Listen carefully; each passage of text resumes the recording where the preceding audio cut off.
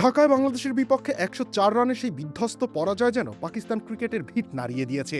মাঠের লড়াই হার তো আছেই, তবে দলে আসছে বড় পরিবর্তন। এই হারের ক্ষত মুছতে পাকিস্তান ক্রিকেট বোর্ড এখন হাঁটছে এক পুরনো পথে। গুঞ্জন উঠেছে শান মাসুদের দিন ফুরিয়ে আসছে, আর আবারও সাদা পোশাকের ব্যাটন পেতে যাচ্ছেন বাবর আজম।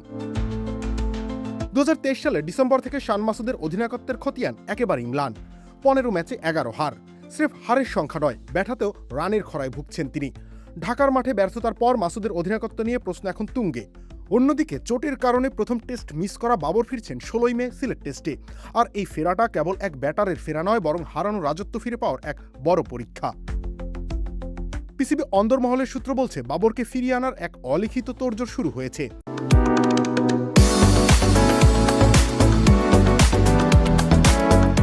পিটিআইকে এক সূত্র বলেন, বাবর যদি দ্বিতীয় টেস্টে খেলে নিজের ব্যাটিং ফর্ম ফিরে পান, তবে তিনি অধিনায়ক হওয়ার শক্তিশালী দাবিদার।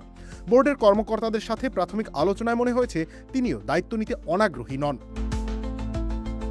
অর্থাৎ বাবরের প্রত্যাবর্তনের মঞ্চ এখন প্রায় তৈরি। পাকিস্তান ক্রিকেটে এখন নেতৃত্বের এক অদ্ভুত জটলা।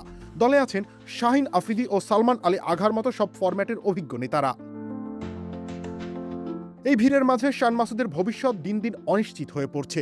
গুঞ্জন আছে, মাসুদ নিজেই নাকি তার দীর্ঘমেয়াদী ভবিষ্যৎ নিয়ে ভাবছেন। হারের গ্লানি তাকে এতটাই বিমর্ষ করেছে যে তিনি হয়তো ক্রিকেট ছেড়ে প্রশাসনিক দায়িত্বে থিতু হতে পারেন।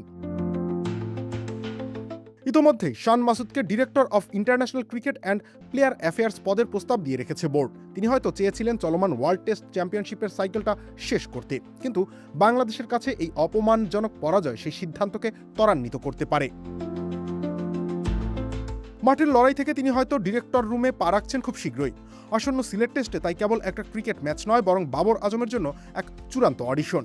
যদি বাবর ব্যাটে রানের ফুলঝুরি ছোটান, তবে ২০১৯ সালের পর তৃতীয়বারের মতো জাতীয় দলের অধিনায়ক হিসেবে ঘোষণা আসতে পারে তার। লক্ষ্য একটাই, ২০২৭ সালের ওয়ানডে বিশ্বকাপ পর্যন্ত বাবরকে ঘিরে একটা স্থিতিশীল দল গঠন করা। সিলেটের সবুজ ঘাসে পাকিস্তান কি ঘুরে দাঁড়াতে পারবে, নাকি এই পরাজয় বাবর আজমের রাজকীয় প্রত্যাবর্তনের নতুন এক মহাকাব্য লিখবে? উত্তরের অপেক্ষা এখন গোটা ক্রিকেট বিশ্ব। পাকিস্তানের ক্রিকেট রাজনীতি আর মাঠের লড়াই এখন এক বিন্দুতে এসে মিশেছে, যার শেষটা জানা যাবে খুব শীঘ্রই।